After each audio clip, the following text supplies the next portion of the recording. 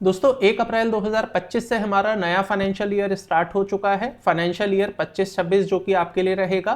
तो ऐसे में आपको कुछ बातों का ध्यान रखना होगा। अगर आप जीएसटी में एक रजिस्टर्ड टैक्स पेयर हैं तो डेफिनेटली आप अपनी इनवॉइसिंग इशू करते होंगे। तो ऐसे में आपको 1 अप्रैल 2025 से नए इनवॉइस नंबर मेंटेन करने होंगे। इसका मतलब आपको अपनी जो सीक्वेंस है वो नए सिरे से स्टार्ट करनी होगी। तो जो भी आपने इनवॉइस 31 मार्च 2025 को काटा होगा लास्ट, उसके बाद आपको नए सिरे say that is starting from 01 आपको नया सीक्वेंस मेंटेन करना होगा।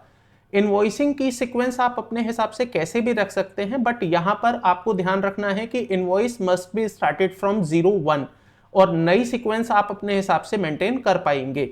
दोस्तों इनवॉइस ही नहीं, जितने भी आप डॉक्यूमेंटेशंस मेंटेन करते हैं फॉर अ जीएसटी पर्सपेक्टिव वो सभी आपको स्टार्ट करने होंगे नए सिरे से। लाइक आपके डिलीवरी चालान हो गए, इनवॉइसेस हो गए, पेमेंट वाउचर, रिसीट वाउचर और एनी अदर डॉक्यूमेंट जो आप मेंटेन करते हैं।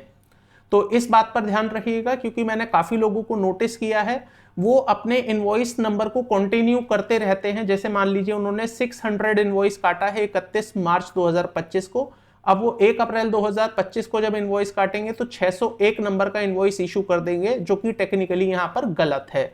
इनवॉइसिंग की सीक्वेंसेस के साथ साथ आपको दूसरा ये भी ध्यान रखना है 1 अप्रैल 2025 से इनपुट सर्विस डिस्ट्रीब्यूटर वाला लॉ मैंडेटरी हो गया है। तो ऐसे में आपको आईएसडी का रजिस्ट्रेशन भी ले लेना चाहिए अगर आपके ऊपर आईएसडी की प्रोविजंस की एप्लीकेबिलिटी आती है।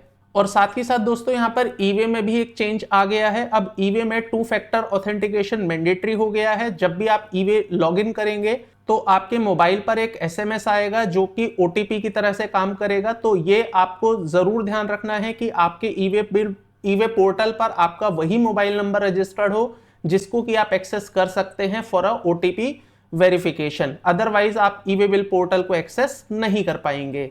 दोस्तों इसी तरह की इंफॉर्मेटिव वीडियोस देखने के लिए चैनल को सब्सक्राइब कर लीजिएगा।